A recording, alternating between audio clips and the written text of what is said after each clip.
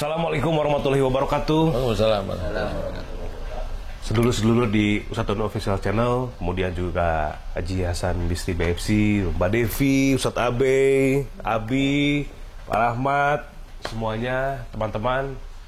Alhamdulillah kita bisa ngobrol-ngobrol lagi, bisa nge-vlog lagi. Ini kita sekarang mau bahas masalah yang lagi dibilang viral, udah viral 2 tahun udah viral ya sebenarnya ya. Trading lagi. Tapi beberapa belakangan waktu ini mencuat kembali, yaitu tentang COVID-19 nih, teman-teman semua. Ada sekitar 1 bulan ini ya, Ustaz ya? Hampir.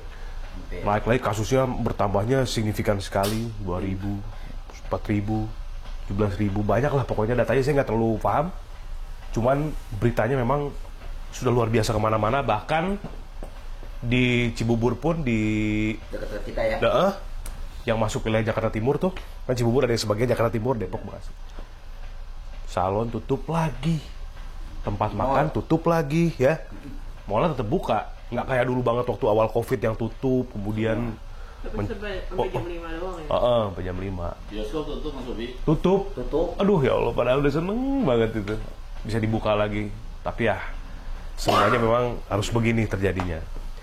Nah, ini mau didiskusikan sama Pak Ustadz, sama teman-teman semua, pasti di sini udah paham, udah mengalami, atau mungkin lagi gelisah saat ini nih tentang COVID tuh, Pak Ustadz. Jadi, di titik sekarang ini banyak banget pendapat orang beda-beda tentang COVID.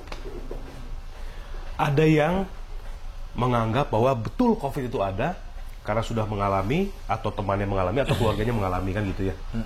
Yang kedua, ada yang merasa bahwa COVID itu tidak ada. Yang ada memang hanya sakit biasa pada umumnya. Orang tuh kalau misalkan hidungnya mampet, dari dulu juga begitu. Sakit panas, masuk angin, hidung mampet, batuk, dan lain sebagainya. Gejala harian ya? Sama, gitu. Terus, ada juga yang di tengah-tengah, dibilang percaya. Enggak juga, dibilang nggak percaya, tapi karena pemberitaan dan lain sebagainya, akhirnya percaya. Itu Pak Ustadz. Ada juga yang udah sakit, terkena COVID, analisa dokter, karena melihat berita bahwa COVID itu ternyata nggak ada ya. Walaupun dia didiagnosa COVID, dia nggak percaya bahwa dia COVID, padahal udah dikasih selang gitu. Udah dirawat di rumah sakit, belum sadar.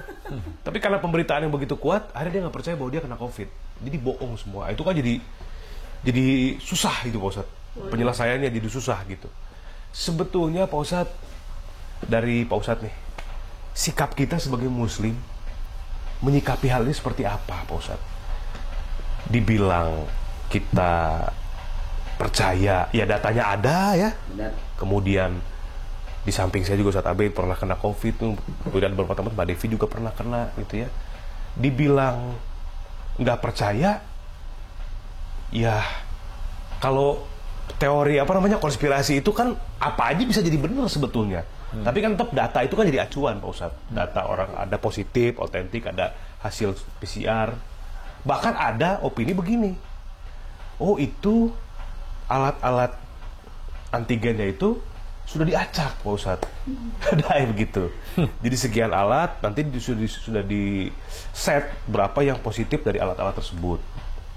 Dan terakhir, yang lagi perbincangan untuk semua, ini sekali lagi hanya diskusi ya teman-teman ya, bahwa ini semua kenapa bisa naik lagi angkanya begitu mencuat, karena ya ini semata-mata untuk menaikkan ketertarikan orang terhadap vaksin. Nah, silahkan Pak Ustadz, bagaimana cara kita menyikapinya dari sudut pandang Islam itu sendiri? Silahkan. Kalau dari sudut pandang Islam itu kan sebenarnya kita sudah dikasih pemahaman dari Islam itu, kalau ada persoalan itu serahkan pada ahlinya, kan itu ya. Betul. Dalam hadis itu sudah diceritakan seperti itu, ya kita mengikuti aja dan melihat. Kita kan bukan orang yang bodoh sekali, kan enggak juga gitu. Kita mampu untuk berpikir. Jadi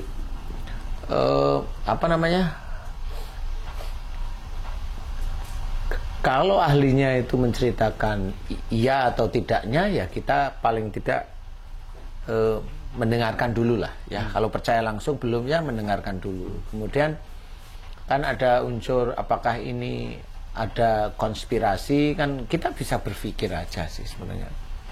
Nah, kemudian kalau umpamanya ini berkembang tidak hanya cuma di Indonesia saja, malah larinya itu nggak di Indonesia, larinya itu memang awalnya dari Cina, kemudian yang lain kena.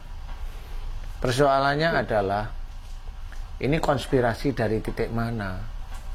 Ada yang memang orang dari Amerika ke Cina meledakkan sesuatu, Cina kena ini.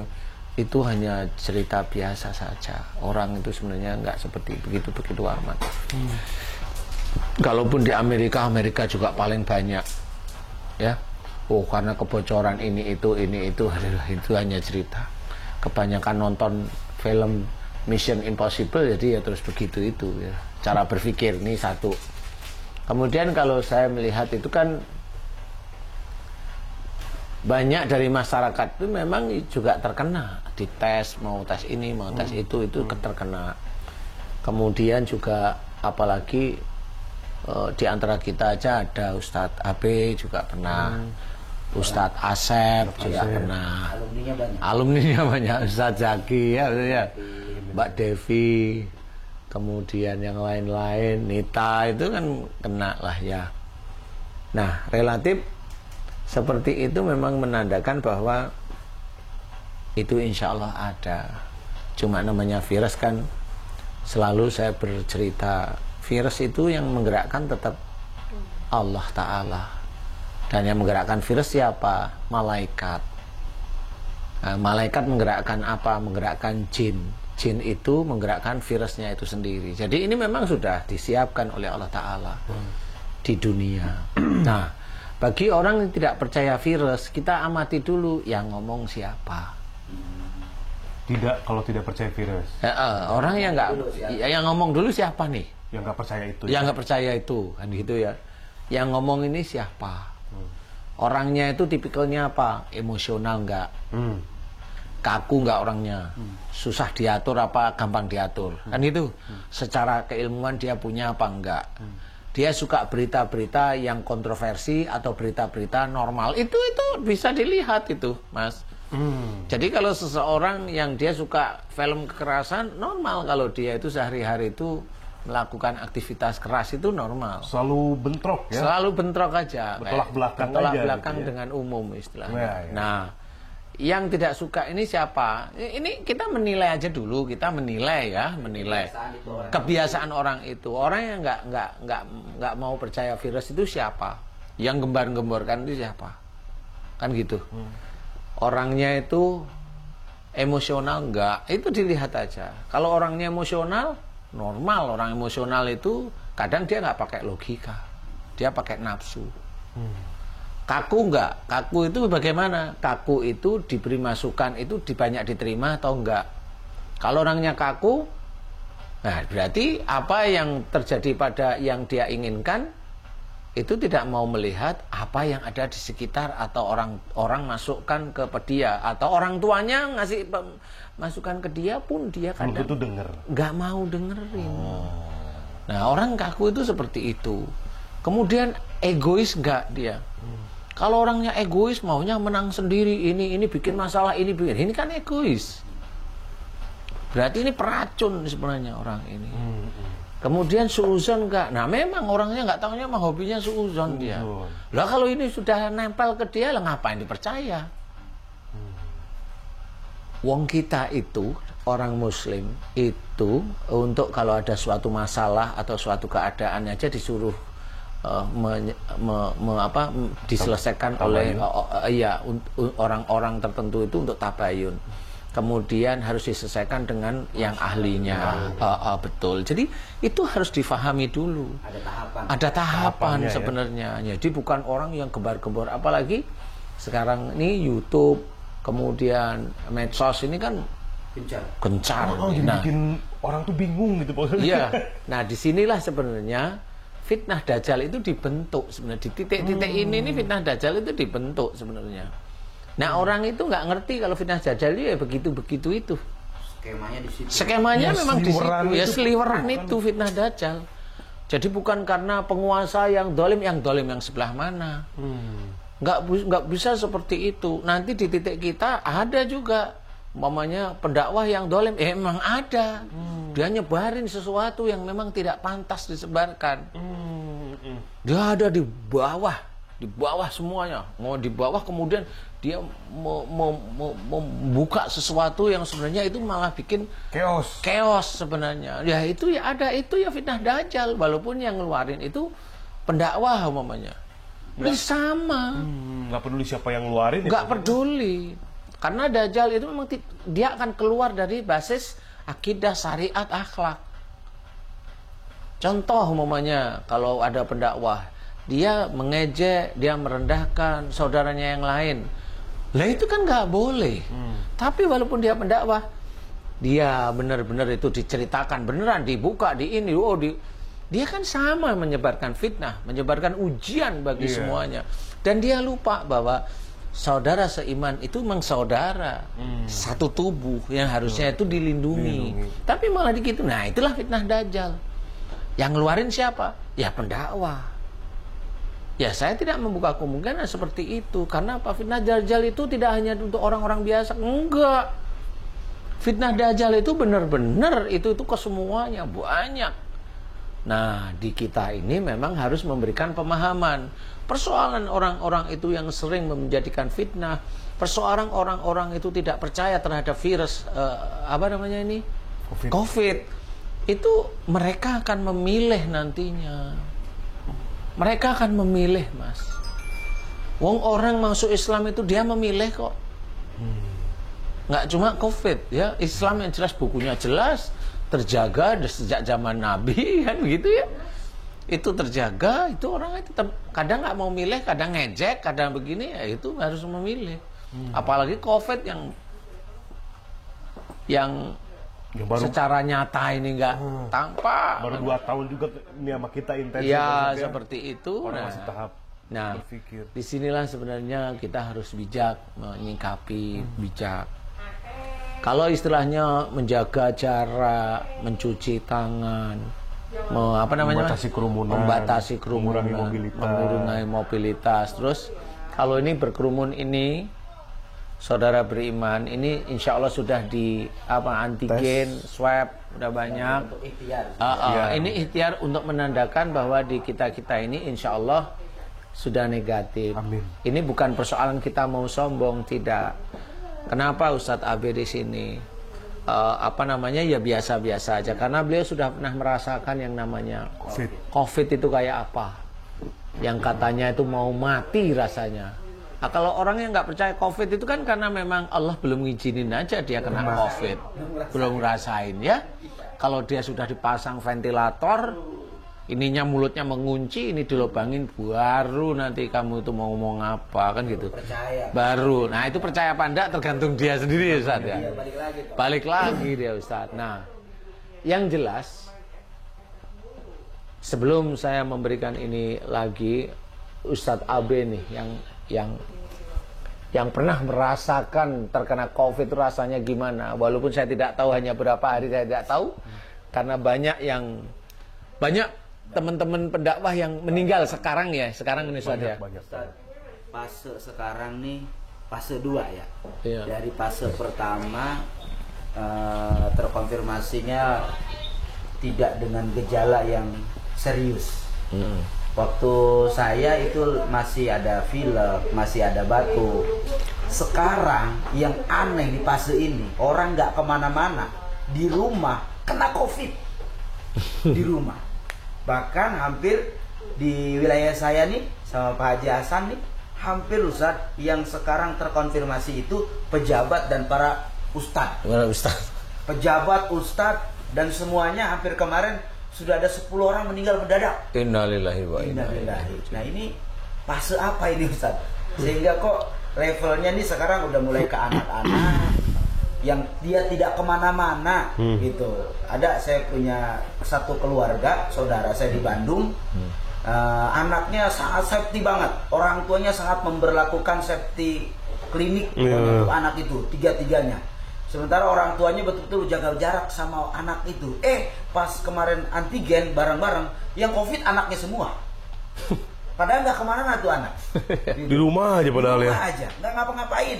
Yang sangat betul-betul menghindari kerumunan. Higienis lah ya, serba higienis, serba protokol. Safety banget. Tapi ternyata saya ingat lagi pas dia cerita apa yang guru pernah sampaikan dulu tahun sebelum ini terjadi fase 2. Guru bilang sama saya bahwa COVID itu sudah ada titik-titiknya pada setiap manusia. Setiap manusia, iya betul, Tinggal insya Allah. Allah mau mengaktifkan apa enggak. Semua virus corona itu yang hadir di sini itu insya Allah ada semua. Tinggal kapan Allah itu membangkitkan. Dar. Semua yang ada di ruangan ini, Mas Bos. Iya, nggak cuma di ruangan ini itu 100%. Berarti di luar ya sama. Di ruangan sini aja 100%. Berarti di luar sama. Berarti menurut Pak Ustadz, setiap orang itu sudah ada sebetulnya. Selama ini yang saya amati ada semua. Apa enggak? Di situ saya ingat bahwa ternyata bukan karena orang menjaga prokes. Mau dia jorok enggak, itu bukan ukuran. Iya. Mau dia safety banget juga, itu bener. bukan ukuran. Karena Ternyata. teman-teman dokter itu juga banyak yang kena. Teman-teman pejabat tuh prokesnya kayak apa gilanya tuh. Ketat banget. Kadang-kadang itu malah alkohol dimasukin ke mulut loh. Saking menjaga kesehatan. Tadi kadang-kadang nggak dikeluarin. Ditelan malah. Oh, itu alkohol yang lain kali Apa itu ya? Pak Ustadz itu. Hah? Iya. Oh itu lewat ya. Itu whisky itu. Oh, hah? Whisky. Iya. Artinya Nah itu kan sampai menjaganya itu loh Iya, maksudnya benar. itu ya. Tapi bagi kita prokes itu juga hanya sebagai upaya, mah iya gitu ya Pak Ustadz ya. bukan sebuah ukuran. Iya. Jadi bukan ukuran maksudnya. Hanya upaya ya, berarti ya, ikhtiar lah. Kedua, yang saya tanyain tadi, kok fase ini banyak teman-teman dari karangan para asatid lagi benar-benar diuji sama Allah Ustaz. Iya memang benar, saya dulu waktu awal-awal COVID ada itu kan memang saya cerita. Saya ingat nanti banget ada tahap berikutnya, kedua itu pejabat sama pendakwah itu banyak yang kena loh. Dan yang berikutnya ini banyak yang langsung kena, langsung Meninggal. Karena orang pun tetap masih bisa, siapapun dia non muslim dia bisa kena, seorang muslim pun dia bisa kena, Seorang pangeran sendiri kena. seorang pangeran, emang ada pangeran? Ada pangeran. Pangeran Charles kan? Oh ya? Oh itu. Oh, berarti saya kemarin nggak salah waktu kemarin saya bilang di siraman kolbu yang live, saya sempat ngomong, menteri bisa aja kena, presiden bisa aja kena, pejabat negara bisa kena, Artis ya siapa aja bisa ya, aja semuanya. kena, semuanya kena. Menyasar Saya semua sempat kalangan. ngomong seperti itu kalau saya tidak salah ya. Dan jangan diledek bahwa virus ini adalah milik orang yang kumuh, nggak boleh, dosa. Oh iya, Nggak taunya ada orang seperti itu ngomong, nah, kena juga di akhirnya. meninggal. Teman saya aja dalam seminggu ini para asatid ini ustadz hampir 8 ustadz yang sudah Allah panggil duluan karena Innalillahi wa konfirmasi inna COVID di wilayah saya aja sendiri. Itu di teman kita para pendakwah MUI itu, Iya. itu kan ada tuh Ustadz Buya Nurman itu Buya juga Nurman, iya. iya. Iya. Padahal barusan WA sama saya. ya Allah. Itu langsung ya dikabarin. Itu temen pendakwah MUI ya, iya. di satu Angkatan grup 3 ya, kemarin sama Haji Hasan juga gitu. Nah itu juga nggak tahu, demam aja biasa terus kemudian meninggal katanya. Aduh. Iya, jadi waktu 2019 itu Pak Ustadz tuh sempat bilangnya di situ tuh, di kursi siraman kolbu, lagi kombrek. Nanti ada COVID lagi mas ini, yang tingkatannya lebih daripada ini waktu itu. Dan ini udah yang kedua kali nih Pak Ustadz, apa yang Pak Ustadz sampaikan pada waktu itu. Ini merupakan analisa ya Pak Ustadz ya. Gambaran Analisa Pak Ustadz bahwa virus itu akan bermutasi gitu seperti itu. Iya. Kemudian sampai di titik ini. Nah, sebenarnya Pak Ustadz, ini tuh sebetulnya kalau ibarat saya pernah tanya sama Pak Ustadz, kalau main game, kita lawan bosnya ada level 1, level 2, level 3 gitu ya. Nah, yang paling kuat tuh kan raja terakhir sebutnya. Raja terakhir lah gitu. Nah, ini yang sekarang ini Pak Ustadz, yang lagi booming banget varian Delta ini yang lewat papasan bisa kena. Itu Pak Ustadz level tertingginya menurut Pak Ustadz. Menurut saya belum tahu saya. Apa ada lagi?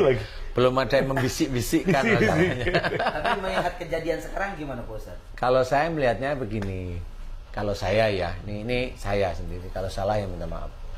Jadi saya melihat COVID ini adalah cara Allah untuk mengingatkan semua manusia yang ada di muka bumi. si COVID ini ya. Allahnya bukan COVID. COVID ini kan alat aja Oh ya. iya, untuk mengingatkan. Untuk mengingatkan. Jadi ini di sini adalah bencana kecil lah istilahnya menurut saya ya. Bencana kecil. Kalau bencana yang besar itu dulu zamannya Nabi Lut dimusnahkan. Langsung. Zamannya Nabi Nuh dimusnahkan. Zamannya Nabi Musa dimusnahkan. Kan gitu jelas lah ya, jelas. Nah, kalau sekarang saya melihatnya begini. Barangkali ini tahapan adalah sayangnya Allah terhadap manusia. Saya bilang manusia. Sayangnya Allah terhadap manusia. Jadi COVID ini, di mana orang di dunia ini kan yang dipikirin itu kan duniawi saja. Negara Barat itu keilmuannya, canggih keilmuannya, canggih perekonomiannya, kan begitu ya. Kemudian negara Cina canggih dalam menduplikasi perekonomian dan sebagainya. Pokoknya canggih sekali ya. Pesat itu ya. Pesat lah. Sampai negara Barat dan Cina itu mengkloning hewan itu jadi bisa sama mirip sifatnya seperti sifat indukannya. Nah, ini sebenarnya itu sudah titik-titik dia seperti Tuhan aja. Nah, oleh Allah Ta'ala dikirimkanlah salah satu tanda bahwa manusia itu harus kembali ke jalan Allah. Karena sudah banyak orang-orang mendakwahkan itu, orang yang dakwahnya benar, baik, itu malah dilecehkan, malah direndahkan. Bukan berarti saya merasa direndahkan, enggak. Bukan berarti Islam merasa direndahkan, enggak juga sih. Cuma orang-orang itu tidak melihat lah. Nah, dari titik itulah Allah itu, ini hanya perkiraan saya, mengajak orang itu untuk kembali pada Islam. Sebenarnya. Dan ini dibikinlah bencana-bencana kecil, yaitu melalui virus. Yang orang melihat duniawi saja itu bisa hancur dengan yang namanya virus yang kecil. Nggak nampak, nggak kelihatan, katanya hanya bersenggolan kan gitu ya. Yang sekarang tuh. Ya. Nah di sini sebenarnya cara dunia ya hanya untuk dunia aja nanggulangin virus. Orang-orang Barat sudah mulai bebas tuh, merasa bebas dari virus. Karena orang-orang Barat kayaknya tidak kembali pada jalan Allah. Tidak kembali, jadi dibiarin dulu. Dibiarin nih. Kenapa orang-orang Barat? Biarin aja sama Allah Ta'ala. Nah, bagi orang-orang tertentu kayak di Indonesia ini, ini mulai nih dekat-dekat Indonesia atau di Indonesia ini adalah orang yang memang penduduk agama Islamnya itu cukup besar, tinggi. Kedua lah ya. Nah, dengan keadaan tinggi inilah ini masih dipolemikan oleh Allah Ta'ala. Dan di situ nggak cuma masalah virus saja yang masih berkembang. Orang-orangnya itu sendiri bikin masalah. Kenapa kematian di Indonesia saat ini tinggi? Ya karena memang kondisinya seperti itu, satu. Yang kedua adalah emosionalnya orang Indonesia itu tinggi sebenarnya. Iya. Baru ketahuan setelah ada sosmed. Dulu kan sebelum ada sosmed, tahunya orang Indonesia itu kan lembut-lembut, ramah, senyum. Begitu ada sosmed kan ngebully anak orang tuh kayaknya renyah banget itu. Bener nggak mau usah habis-habisan ya? Jago loh ini jempolnya. Baru kelihatan. Anak-anak SMP, SMA itu jago-jago ya. Jago-jago Pak Ustadz. Ya rata-rata di umur-umur segitulah ya. Dalam hal bully-membuli, bahkan kita dapat cap negara paling tidak sopan netizennya di medsos dari Microsoft. Microsoft ya dibully juga. Habis sampai tutup kolom komen. Gila, perusahaan segede Microsoft dibully. Panas loh sama ini. Negara yang tidak punya etika dalam dunia medsos. Iya. Memang begitu. Berarti sebenarnya Indonesia itu termasuk, mohon maaf ya, zaman dulu itu Arab lah ya. Kenapa turunnya agama Islam Quran itu di negeri Arab? Karena memang ya kali ya jahiliyah itu sendiri. Ya, betul, sekarang kok Indonesia baru muncul saat ini. Lah ini mau ada apa ini Indonesia ini ya? Ada Nabi. Ya, nggak mungkin Pak Haji. Kalau istilahnya Al-Mahdi besok kan di negara Arab ya. Cuma di Indonesia ini loh mau ada apa ini? Kok ini jahilnya itu jahiliyahnya sekarang, jahiliyah itu baru muncul sekarang ini gitu. Mudah-mudahan Allah menempatkan Apa lagi begini, Ustaz, kali seseorang Sehingga ya. mungkin jadi negeri ini kan negeri yang begitu banyak populasi umat Islam. Nyatanya ini perkiraan gitu. Hanya pada frekuensi nilai yang banyak aja gitu. Kuantitasnya nggak ada gitu. Jadi cuma Kualitasnya nggak ada. mayoritas besar, tapi Kualitasnya kurang. Kualitasnya kurang ya, Bisa. bisa. Ya Mungkin ya betul. mungkin. Iya gitu. Isinya buih ya, bener Pak Haji, bener. Agamanya namanya besar gitu, tapi nilai yang terkandung dari agama itu nggak ada gitu. Jadi Kurang, sangat gini kali Pak kurang, Ustadz ya, Pak, ya. orang Benar, orang itu banyak yang merasa soleh ketika orang tersebut sholat, puasa, dan melakukan ibadah. Padahal itu standarnya orang Muslim kan itu, bukan berarti dia soleh kan? Belum. Karena standarnya memang begitu kan? Iya, standar mata manusia Iya aja. sholat kan begitu ya. Heeh. Kemudian mengerjakan apa puasa dan lain sebagainya, Senin Kemis apa. Banyak orang merasa dengan dia seperti itu, wah gue udah soleh. Kayaknya belum ada kesadaran secara kuantitas. Secara kuantitas, Ya, memang. betul. Sepertinya Ustaz, ini Iya. perkiraan karena Iya. melihat dari besar mayoritas Banyak. umat Islam, tapi toh tidak mencerminkan etika yang luar biasa. Luar biasa. Malah yang terjadi Iya. kita menjadi trading satu tidak beretika dalam dunia medsos. Bayangin coba. Lah, Iya. memang itu dulu diturunkannya Nabi Muhammad untuk apa Ustaz? Menyempurnakan akhlak. Lah saat ini di Indonesia akhlaknya murad marid. Nah ini mau ada apa nih Allah ini? Saya juga nggak tahu nih. Karena begini nih biasanya nih. Kalau yang saya amati banyak pendakwah yang keluar di YouTube atau di medsos itu memberikan kajian secara teori boleh lah ya. Tetapi pada saat memberi kajian akhlak jarang. Kajian akhlak ya Ustadz ya, sangat jarang. Kalau memberikan kajian akhlak secara teori bisa. Nah, ini ya secara teori bisa. Tetapi menjadi imam tentang akhlak yang baik itu jarang. Sampai orang paham ya Pak Ustadz? Sampai orang paham, sampai gitu. orang itu menilai orang tersebut, imamnya itu, oh baik beneran. Iya. Bukan karena tuannya, bukan karena dia itu tenangnya. Padahal orang itu mamanya dia bisa emosi, tetapi dia santai, belajar untuk tidak emosi. Dia bukan orang yang kaleng-kaleng mamanya seperti itu. Tapi yang seperti itu memang susah. Kenapa susahnya? Nih saya amati seperti itu. Kadang merongrong saudaranya yang lain, nggak cocok persoalan tafsir, Marah. wah, begitu. Di kitanya udah bener nih. Yang komennya beda. So bener lu. Iya. Pinter lu. Lah itu. So paling bisa lu. Iya. Emang lu doang begitu. Padahal kalau mamanya yang bilang begitu, suruh aja kembali dia cerita kan gitu ya.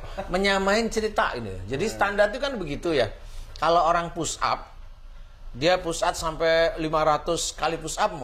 Kan lu bilang, sok jago lu. Bukan begitu kan kata-katanya.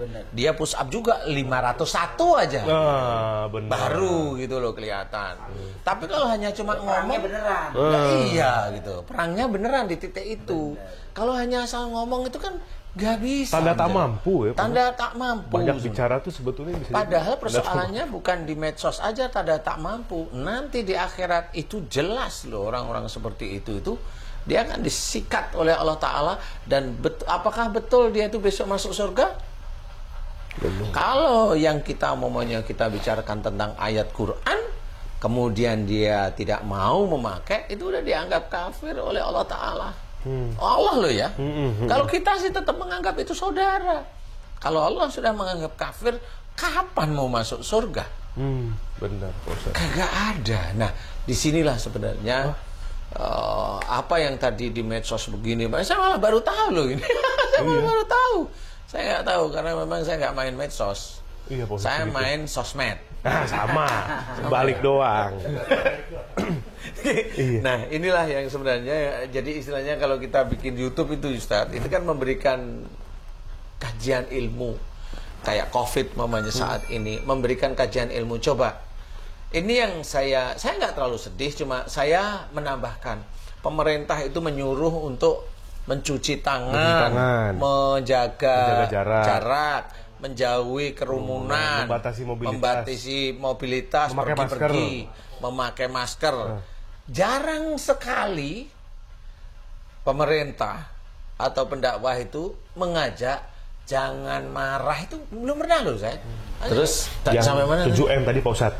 7M. Nah, menahan emosi, harusnya masuk tuh ke jadi protokol. Teman-teman pejabat termasuk kesehatan itu karena selama ini saya mendengarkan TV ya di TV nasional itu.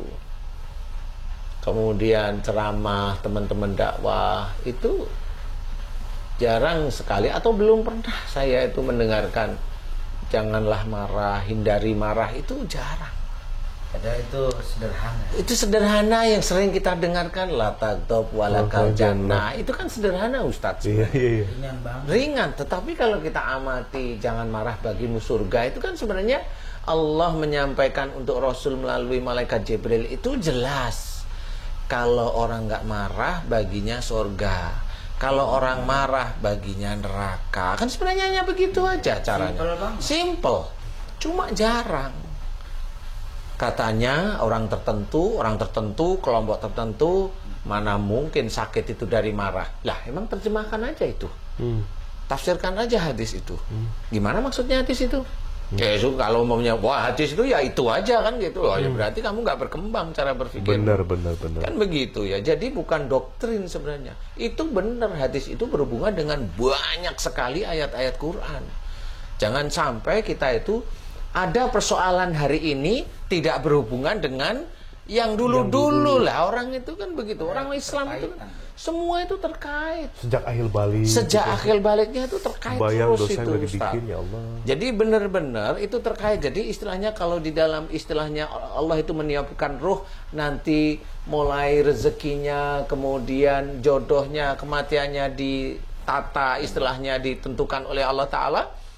Menurut saya ditentukan itu ya melalui Quran itu.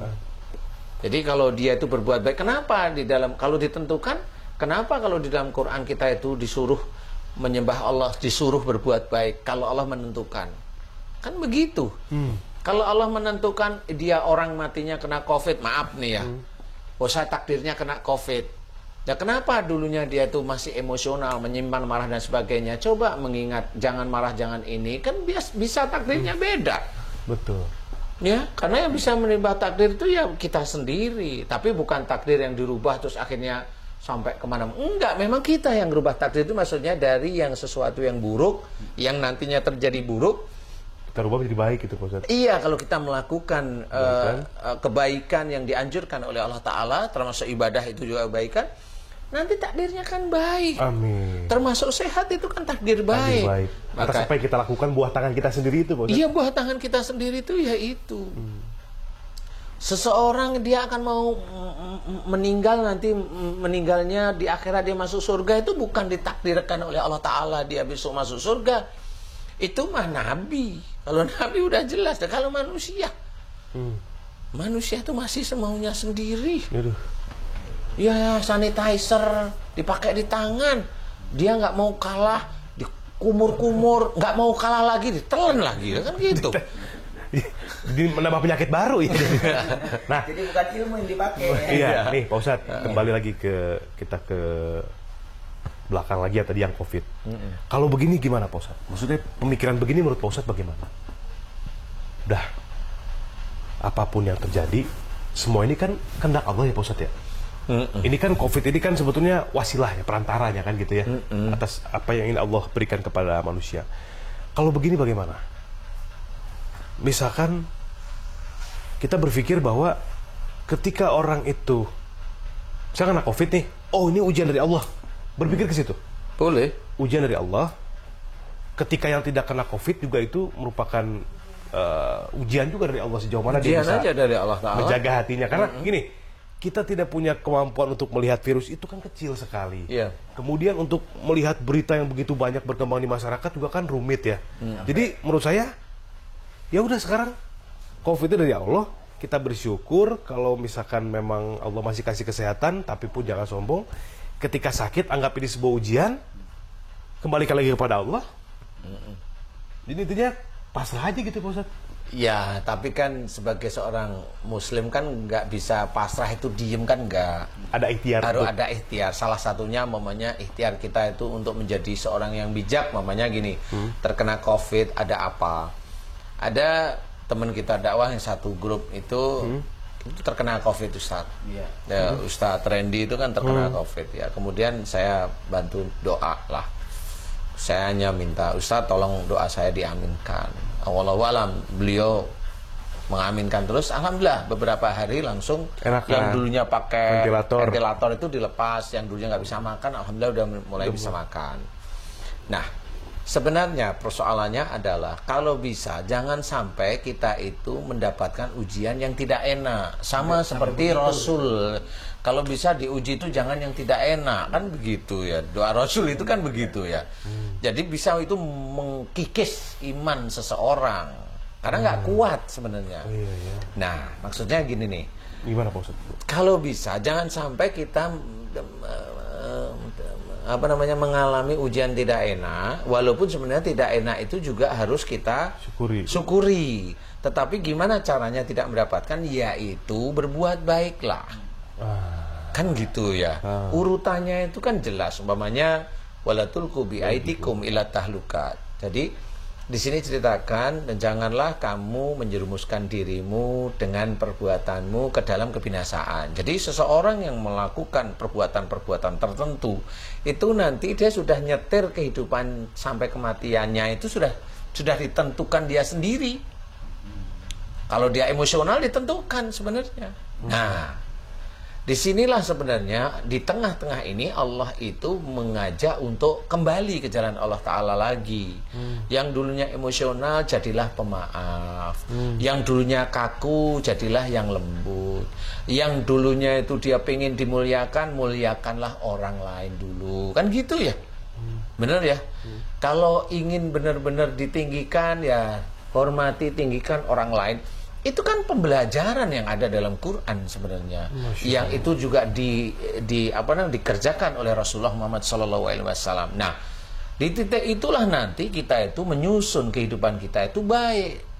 Makanya kalimat berikutnya wa ahsinu, dan berbuat baiklah. Dan berbuat baiklah. Innallaha yuhibbul muhsinin. Dia berbuat baik. Berbuat baik itu gimana ya? Kembali lagi kepada Quran dan Sunnah. Berbuat baik itu. Nah, kalau kembali lagi beneran dikerjain, yang kemarin-kemarin dikerjain, ya marah, emosional, kaku, suudan dan sebagainya. Ini kan akhirnya ditinggalkan. Kan begitu sebenarnya. Ayat itu kan petunjuk untuk kita telaah, kita fikirkan. Nah, dari sinilah insya Allah nanti mudah-mudahan kita tidak terkena COVID. Tidak terkena ujian yang menurut kita tidak enak. Sebenarnya kan gitu sebenarnya. Jadi Allah itu paham. Jadi orang yang terkena sesuatu tidak enak itu ada beberapa kemungkinan memang dari perilakunya sendiri. Kemungkinan kedua karena imannya dia kuat. Imannya kuat ya bisa aja dia menjadi ujian yang tidak enak, tapi dia tetap menerima ujian itu dengan senyuman, dengan lapang dada, dia terima. Nah, ini sulit mencari orang yang seperti itu sulit, tetapi ada. Nah, di titik ini kita melihat ini satu nih perilaku. Makanya kenapa saya hanya mohon aja terhadap pemerintah, mbok ya ditambahilah ya, jangan emosional, jangan kaku dan sebagainya. Kan sama jadinya. Saya juga melihat teman-teman dakwah lain, cobalah digaungkan. Akhlak Rasul itu jangan cuma cerita. Rasulullah itu adalah contoh yang baik. Sesulit itu ya? Hanya apa namanya? Cerita gitu ya. Slogan. Kan akhirnya menjadi slogan. Ayo cobalah. Ayo jangan marah. Apa? Resapi. Diajak masyarakat itu seperti itu. Kalau teorinya tahu semua, Rasul itu memang contoh yang baik. Dari mulai anak SD sampai orang yang mau mati itu Rasul contoh yang baik enggak? Iya, pasti gitu. Suri teladan. Iya, suri teladan. Iya, gitu. Tapi nggak diikutin apa yang contoh yang baik, apa yang dikerjakan Rasul itu nggak diikutin. Nah, inilah akhirnya menjadi Indonesia termasuk berkecamuk, virus ini masih di situ. Karena memang kalau saya amati ya seperti itu, ya nggak apa-apa, silahkan, mau semua nafsi-nafsi memilih kan gitu. Iya. Nah, dari titik itu oke. Kemudian ada juga orang nih, di luar orang yang dia punya ilmu agama yang cukup lumayan paham ya, orang nih. Saya dengerin kemarin ada nge-zoom di instansi tertentu, dan itu dia seorang profesor, saya dengerin cerita tentang COVID. Itu nggak ada Allah-Allahnya sama sekali. Nggak ada Allah-Allahnya sama sekali. Nah, di situ ini menurut saya, ya saya tidak tahu ini profesor apa, saya juga tidak tahu. Dan di situ juga kayaknya orang-orang yang punya pendidikan tinggi, yang agamanya juga cukup bagus, ya haji dan sebagainya. Tapi di titik itu dia merasa, dia sendiri COVID juga masih bingung.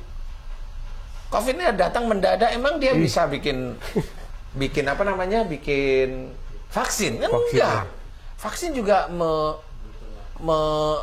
membutuhkan waktu untuk dia bikin, dan dia juga menunggu dari Cina atau dari Amerika kan. Masih gitu. terus dalam tahap pengembangan ya, Pak? Dalam tahap pengembangan, karena virusnya juga nggak mau kalah. Emang lu aja yang bisa itu. berkembang kan gitu. Virus ini untuk vaksin ini untuk virus yang ini nih.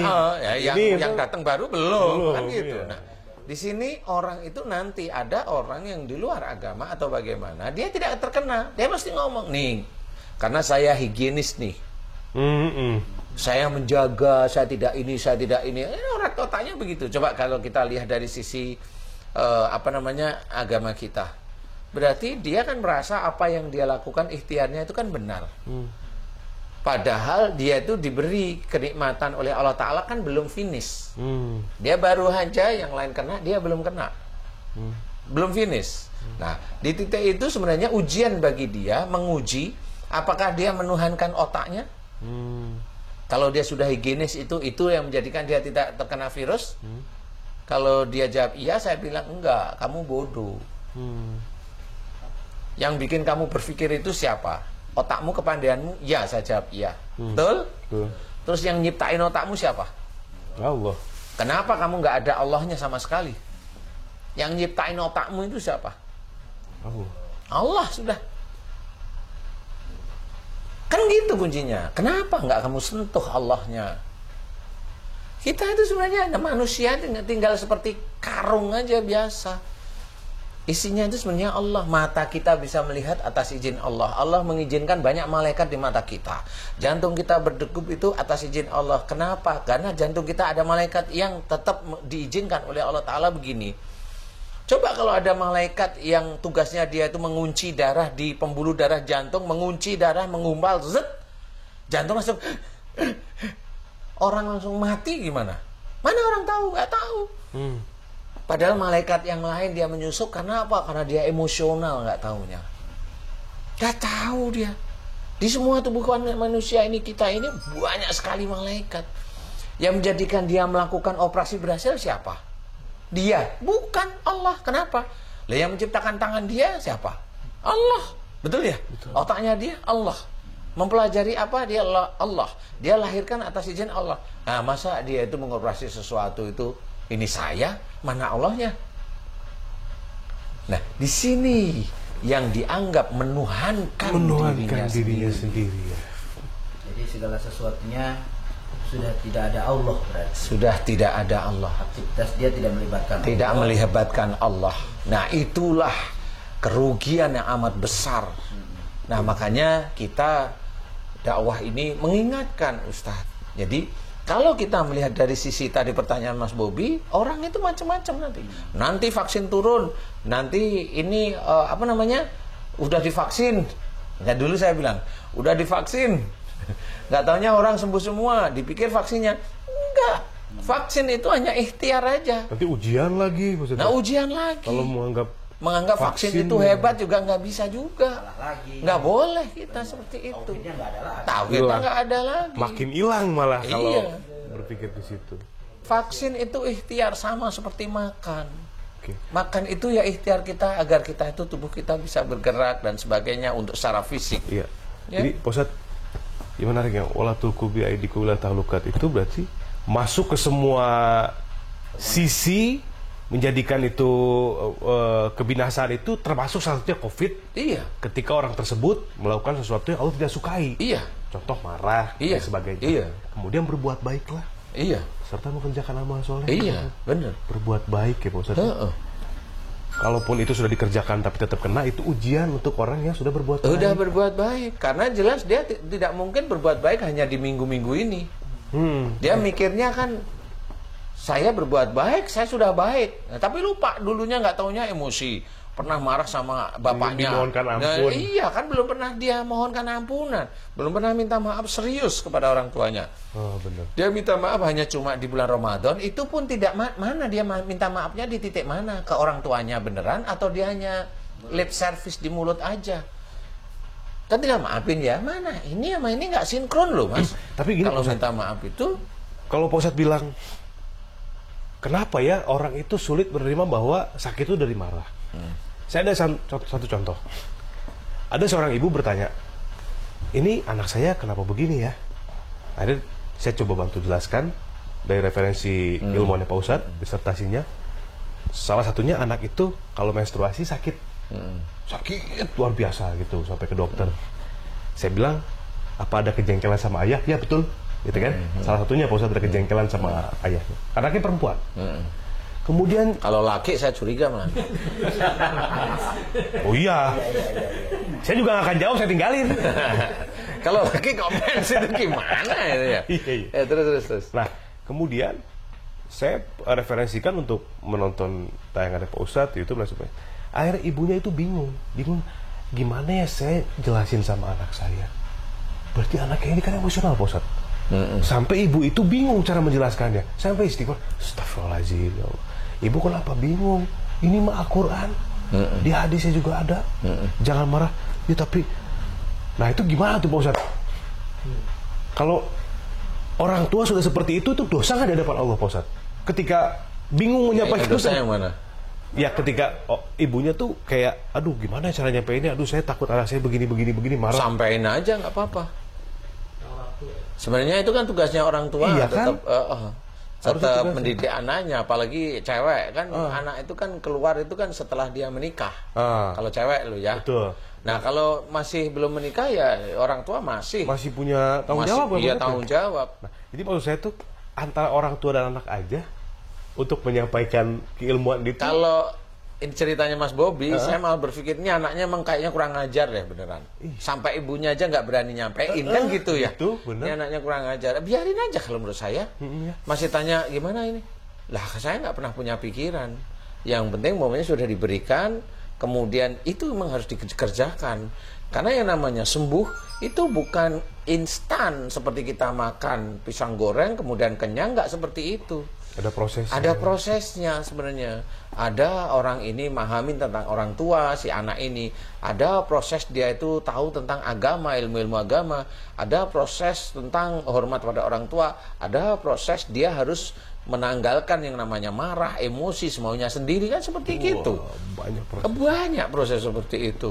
Baik. Nah, memang selama ini belum pernah saya itu melihat orang yang menceritakan secara jelas pemahaman bahwa marah itu tidak disukain oleh Allah Ta'ala sebenarnya. Jadi marah itu dianggap mirip seperti minum, makan, jadi kayak kebutuhan aja. Seharian. Wajar lah ya, gitu kan bahasanya. Iya, kalau menurut saya tetap nggak wajar. Ya walaupun ini manusia bilang wajar ya, tadi saya bilang wajar, iya. Tapi menurut saya, menurut Islam nggak wajar. Karena Islam banyak. Dendam itu tidak boleh. Tapi kebanyakan dendam itu ada di sekitar kita. Contoh kenapa dendam tidak boleh? Nah ini wa idza khatabahumul jahiluna qalu salama. Jika engkau disapa oleh orang jahil itu kita dijahili, didolimi, difitnah dan sebagainya. Allah menyuruh alus salama. Tidak ada dendam. Di situ disuruh Allah kita itu untuk mendoakan agar orang itu diberi keselamatan. Enggak ada dendam di sini. Kalau kita didolimi, maafkan mereka, doakan kesalahan mereka. Itu kan cara-cara Allah. Tapi kebanyakan enggak gitu. Nah ini sebenarnya sangat penting. Makanya jahiliyah dibalik ibadah-ibadah wajib itu orang nggak tahu, padahal dia itu melakukan sebenarnya. Kejahilan itu. Kejahilian Dengan itu, emosional. dengan Salah satunya, emosional ya. salah satunya, dengan emosionalnya, dengan kekakuannya, dengan tidak menerima ayat-ayat Allah kayak gitu. Walaupun dia sholat, iya banyak. Berarti ketemu nih Pak Ustadz, udah kesimpulan. Maksudnya minimal buat saya pribadi ya. Udah intinya jangan menyerumuskan diri kita ke dalam kebinasaan melalui kesalahan, kecerobohan, kesalahan-kesalahan. Salah satunya agar tidak terkena COVID-19 dan penyakit-penyakit yang lain. Iya, maksudnya. penyakit yang lain, nggak Penyakit cuma yang lain, COVID. nggak cuma COVID. Intinya itu. Memang benar. Iya kan? Umur Allah yang atur. Iya. Ya, Tapi masa hidup tergantung pada kita. betul. Kita yang menyusun. Kalau Ustadz tadi sudah betul, umur Allah yang mengatur itu apa? Berarti itu maksudnya takdir. Takdir itu Allah yang menentukan. Betul. Tapi masa panjangnya itu manusianya. Kita yang memilih, ya. Ikhtiarnya yang memilih. Iya. Betul Ustadz. Intinya kita yang Itu. memilih, Allah yang menentukan. Iya. Benar. Dia itu memang benar. Iya. Heeh. Jadi intinya kita banyak-banyak berbuat baik serta mengerjakan amal soleh. Iya. Itu udah. Jangan Dijaga. peduliin orang ngomong begini begitu. Terlebih kata Pak Ustadz tadi, kalau ada orang ngomong begini begitu, lihat dulu orangnya seperti apa. Iya, benar. Emosional kah, arogan dan segala macam. Siapa tahu dia masuk ke wala tuku biaya digula talukat itu. Iya. Ngapain kita dengerin, bener nggak Pak Ustadz? Itu menjadi penguji kita. Jadi jangan sampai umumnya gini nih, ini ibadah nih. Ada orang yang beribadah, kelihatannya beribadah, momennya sholat. Tapi sholatnya dia, karena dia di instansi tertentu Ustadz, di instansi tertentu itu kan dia ingin jabatan naik terus nih. Jadi sholatnya dia, rajinnya dia sholat, rajinnya dia baca Quran, rajinnya dia puasa, kadang itu untuk meningkatkan Derajat tadi itu. ya itu. Nah itulah istilahnya akhiratnya dia gantiin dengan dunianya. Dan itu nanti akan merugi dia di akhirat. Dan ini banyak sekali terjadi di mana? Di Indonesia ini banyak terjadi. Jadi dia lupa kalau sholat itu harus lillahi ta'ala. Kalau puasa itu harus lillahi ta'ala. Baca Quran harus lillahi ta'ala. Sedekah juga harus lillahi ta'ala. Kadang-kadang instansi ini mengajak pekerja instansi atau orang kantoran instansi ini untuk bersedekah. Biar instansi ini dapat proyek besar. Karena instansi itu adalah instansi yang bekerjaannya memang bikin proyek, mengerjakan sebuah proyek di BUMN umpamanya. Nah itu malah suruh sedekah. Iya, Biar tahu, apa? tahu. Biar instansi ini mendapatkan Dapat proyek. Loh, proyek. itu gimana itu coba? Iya. Itu kan benar-benar dia mengajarkan sesuatu hal yang tidak baik, yang harusnya lillahi ta'ala, tapi dia disuruh berbuat baik, sedekahnya itu agar mendapatkan proyek. Nah kan repot. Padahal nanti kalau instansi itu dapat proyek, itu rata-rata banyak nyurinya. Nyurinya kenapa? Efisiensi kayak kan gitu, akhirnya nyuri. Nah sedekahnya dia memang akhirnya dipergunakan untuk nyuri lah. Itu kan nggak pernah dipikirin oleh mereka. Baik, tambahin lagi berbuat baik lillahi ta'ala. Berbuat baik lillahi Karena ta'ala Allah. itu jelas. Karena Allah ta'ala. Karena berbuat baik itu di mata manusia kelihatan normal, biasa aja ya. Kalau udah nggak ada masalah itu berbuat baik. Padahal berbuat baik lillahi ta'ala itu tersulit sebenarnya. Makanya kita harus hati-hati, belajar untuk tidak terkena COVID. Aduh. Amin. Mudah-mudahan doa semua ya Pak Ustadz ya. Iya.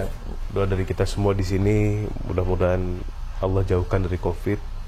Mudah-mudahan itu juga tadi dari Pak Ustadz bisa membuat kita, yang tadinya kan banyak yang parno juga Pak Ustadz. Dengan seperti ini kan di rumah tuh. Ya memang keluar, parno. masih seperti itu. Saya sendiri juga. Serba salah kalau Saya- sekarang. Oh iya. Kan? Apa tuh? Aktivitas rentan dengan terkena COVID. Oh. Di rumah pun Rentan terkena COVID. Jadi sekarang udah serba salah. Karena ada loh, saya dengar-dengar rumor nih, COVID ini virusnya itu nggak cuma melalui papasan loh, Mau apa Pak Ustadz? TV sama medsos. Oh, TV yang medsos yang bikin emosi, jadi akhirnya kena COVID. Kena COVID. Wah betul. Keren itu, Mbak Des. Betul. Keren. Itu maksud saya. Dia emosi terkena COVID. Ya, itu maksudnya. Jadi harus ditambahin nih. Kayaknya memang teman-teman pemerintah itu harus kayaknya mengambil dari teman-teman siraman kolbu deh untuk ngomong di situ ya. Iya, Bener Pak Ustadz. Iya. Iya. Nah, kemarin juga saya dengar-dengar Kiai Khalil Nggih. kena positif corona loh, Kiai Khalil itu. Iya, karena juga Pak Ustadz. Iya. Insya Allah. Jadi ya memang nggak peduli sih sebenarnya COVID Siapapun ini. ya, Itu Pak Ustadz, Allah ya. kok. Itu Itu Allah. Allah. Jadi nggak peduli siapa. Iya. Alhamdulillah. Betul. Mari kita berbuat baik karena Allah. Mudah-mudahan Allah jaga kita. Ketika pun kita terkena sebagai ujian, kita kembalikan lagi kepada Allah. Intinya Allah, Allah dan Allah. Ketika ada sesuatu yang kita dengar yang membuat kita pusing dan sebagainya, udah jangan ambil pusing. Kembalikan lagi kepada Allah semuanya. Semua terjadi atas izin Allah. La haula wala quwata illa billah. Pak Ustadz ya. Pak Ustadz, terima kasih atas jawabannya. Masya Allah nih vlog yang udah saya nantikan selama beberapa minggu ini. Akhirnya alhamdulillah Pak Ustadz bisa menjawab. Hari ini Punya ilmu baru. Terima kasih juga buat sedulur-sedulur Ustadz Danu Official Channel, Pak Haji Hasan Bisri, Mbak Devi semua, Pak Ustadz Abe, Joy, thank you semuanya. Makasih sekali lagi Pak Ustadz Danu. Sampai ketemu di vlog selanjutnya. Assalamualaikum warahmatullahi wabarakatuh. Waalaikumsalam warahmatullahi wabarakatuh. Keren.